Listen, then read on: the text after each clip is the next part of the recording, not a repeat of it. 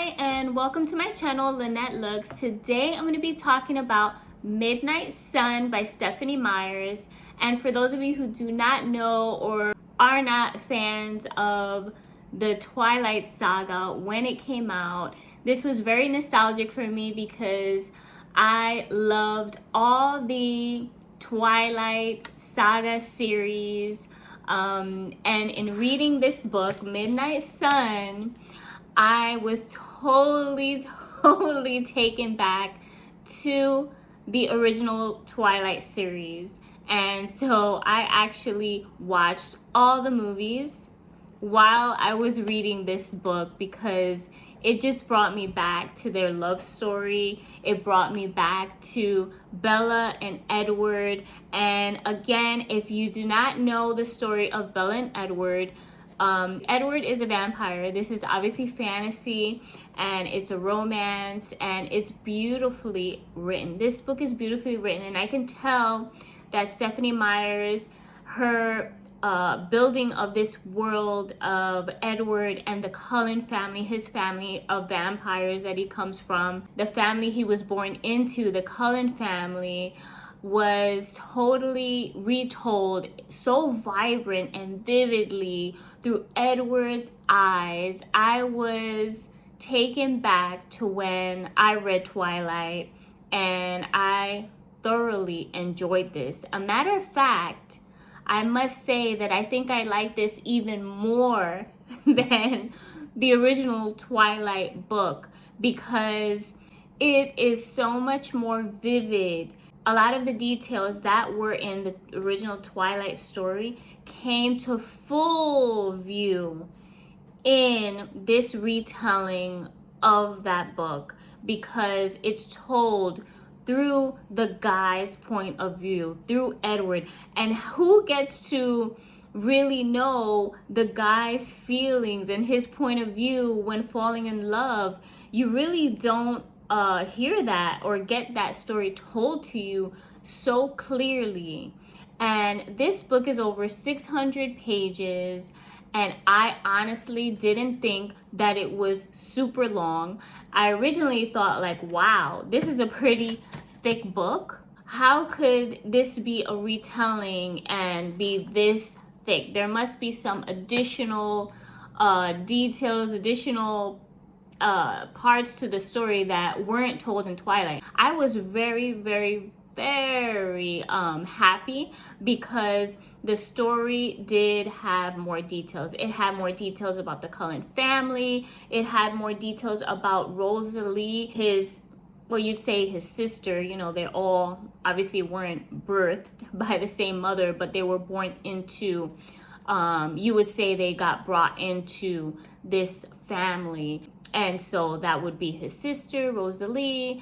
And again, those of you watching this video, you may already be Twilight fans, but for those of you who are not, I'm just kind of trying to highlight details so you can better understand what the original story was about. And basically, okay, to bring a little highlight reel to it, the original story is focused on Bella, who is your average teenager, kind of sort of your average teenager, because she is not as outgoing as her friends and she's more to herself. She is more introverted type of personality and quiet.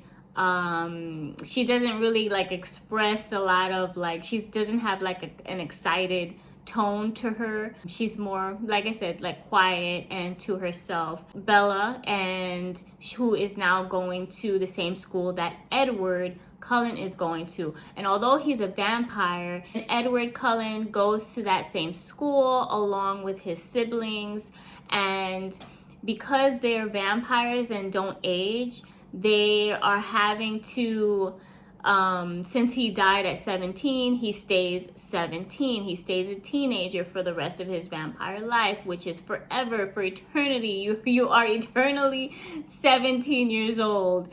So he is very youthful, although he's really like 107 years old, right? but he has a 17-year-old looking body. So he's going to the same school as well, and that's where they meet and start a friendship.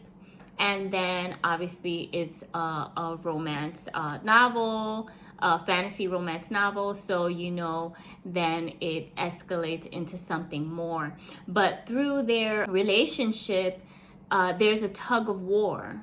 And the tug of war is he initially wants to kill her and murder her because she she smells better than any other human he's ever smelled before, and he could almost taste her blood already when he first meets her. And he has a gift, and his gift is that he's able to read minds. And wouldn't you love to have, I don't know, it's a gift and a curse, because knowing everything, every thought that somebody can possibly think of you or think throughout the day, and you're right next to them, you probably get annoyed after a while, you know, hearing people's thoughts. But if you can turn it off and on, which I think he can turn it off and on if he wants to, then it can kind of work for you, I guess.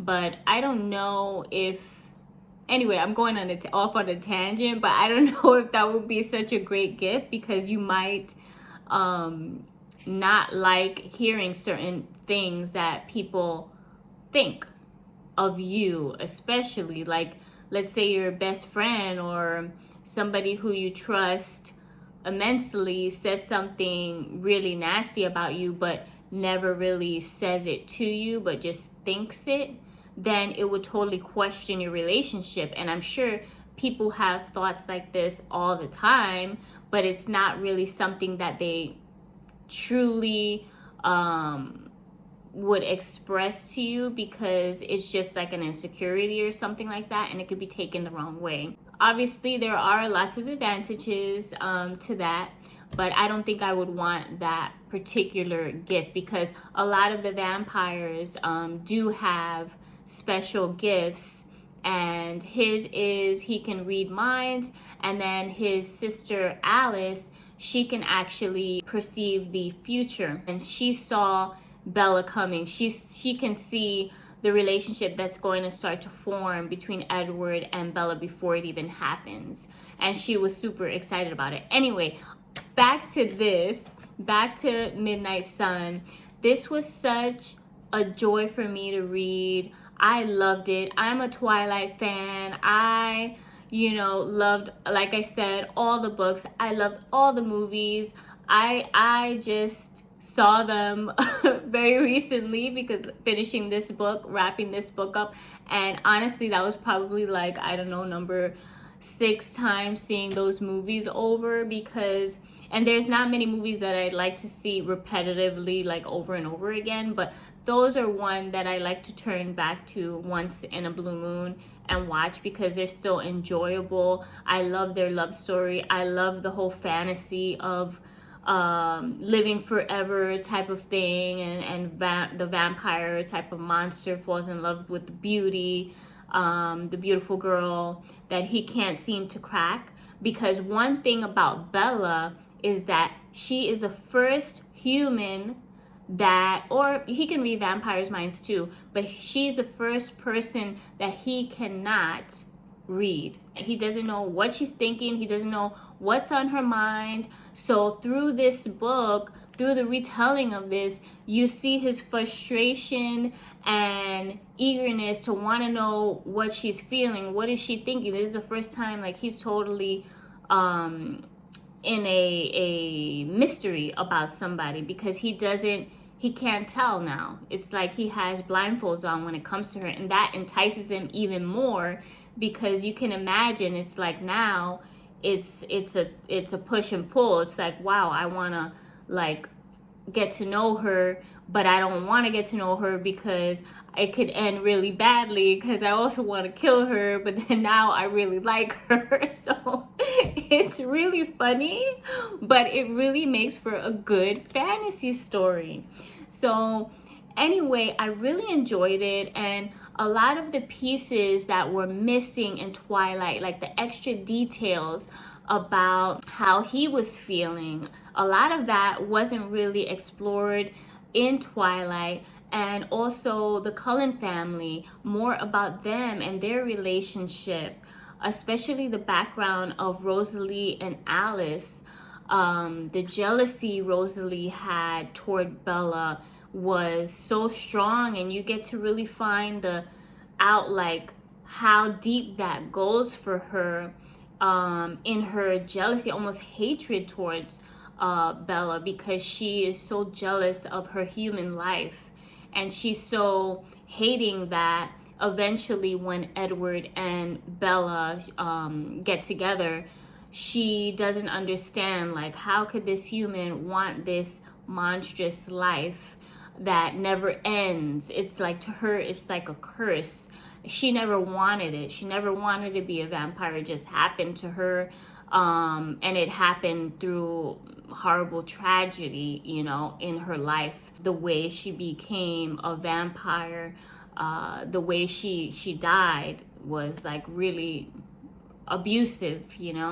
So you find the inner workings of her thoughts and her mind, because Edward can read, and they go into more detail about him reading his family's minds and what they're thinking and how they feel about Bella, and how they come to terms with him being in this kind of like dangerous relationship with this human, because obviously it can really go the opposite way and go really wrong, where they would all have to like relocate if he kills her. Even if it's by accident, it can really like take a really bad turn. I enjoyed learning about his heart, the way he expressed himself. I fell in love with the words that Stephenie put into this guy's mouth to talk with, because he was spitting some super nice vocabulary, and it was like poetry. It was so smooth, so beautiful. I really give it to Stephenie, because I can tell like her writing improved so much from the Twilight series. And I was so convinced, yes, this is a vampire that's lived over 100 years old. I can tell in his wisdom, in his words, in his poetry, in the fact that he is someone who's lived for that many years, and he's into the arts, he's into music. He has a very older, experienced vocabulary, and it was very convincing. Like, wow, yeah, this is how somebody that old would talk. He has a very like older way about him, like almost classic way about the way he expresses himself and talks and treats Bella. It's very old school. I love it. I love it. I love it. I love it. Like in the same way he's like telling her he could just kill her with one like one snap or whatever of his hand. He then like goes to talk so poetically about how he is totally drawn to her and totally in love with her. And like I said, it's a tug of war, it's a push and pull, and that makes for a great love story, because a lot of times those hot love stories start with the fact that you want this person but you can't have them, or you won't allow yourself to go there, and then eventually like that tug of war comes to an end, and either somebody gives in, gives up, or gives up, right? So in this retelling, I loved every page. I really did, and I am not exaggerating. Again, I feel like Stephenie Meyer wrote this for the Twilight die-hard fans, but I would say if you've never read this and you like fantasy and you like romance and you like the twist of having like a monster, kind of like Beauty and the Beast sort of thing, I think you would like this. I would say start with Twilight and work your way on down to this, because it is awesome. And honestly, you don't even have to read Twilight all the way down to this. You can even start with this, because again, this is a retelling of the original first book of the Twilight Saga series. So you would enjoy this on its own.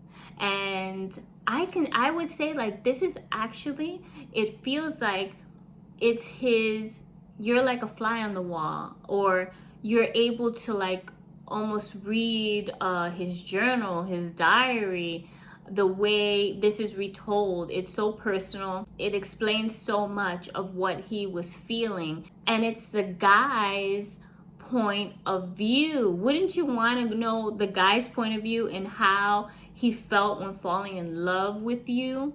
That's like awesome. It's like so awesome. And if someone were to, if my husband were to give me like a journal with everything that he wrote upon meeting me, to, you know, all the feels and everything like that that he had leading up to falling in love and everything, I think that's so romantic. And I feel like this is like that. It's like almost his journal, because it's everything it had all the feels, all the feels. So I highly recommend this book. I gave it, obviously, 5 stars. Again, this was like my favorite song being played to a beautiful dance, falling in love. Eventually she realizes, you know, they live forever. You know, they live forever. The vampires live forever. So she's not going to be 17 like he is. And she's like, you know, you're just going to get tired of me. You're just going to get tired of me eventually, because I'm going to be an old woman and you're going to be this hot 17-year-old still. So she wants to totally end her. Gosh, I don't want to say everything. I shouldn't say everything, right? I shouldn't spoil this, but I don't think it's spoiling anything, because look at this book, guys. This is a pretty thick book. So there's a lot of details in this. So this was an enjoyable read, and I was so happy to binge read it, because that's exactly what I did. Before I end, I'd like to read something just to give you a little taste of Edward and how beautiful some of the things he expresses. Okay, so he says this. So this is Edward, and this is what he's thinking about Bella and how he feels about himself.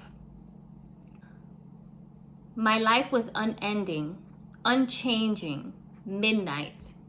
It must, by necessity, always be midnight for me. So how was it possible that the sun was rising now in the middle of my midnight? Another thing about Edward is that he feels like he's a monster, which, you know, obviously he kind of is, you know, they drink blood and everything like that. And actually the Cullen family agreed to only drink the blood of animals. So they go out hunting and they drink the blood of animals that they hunt.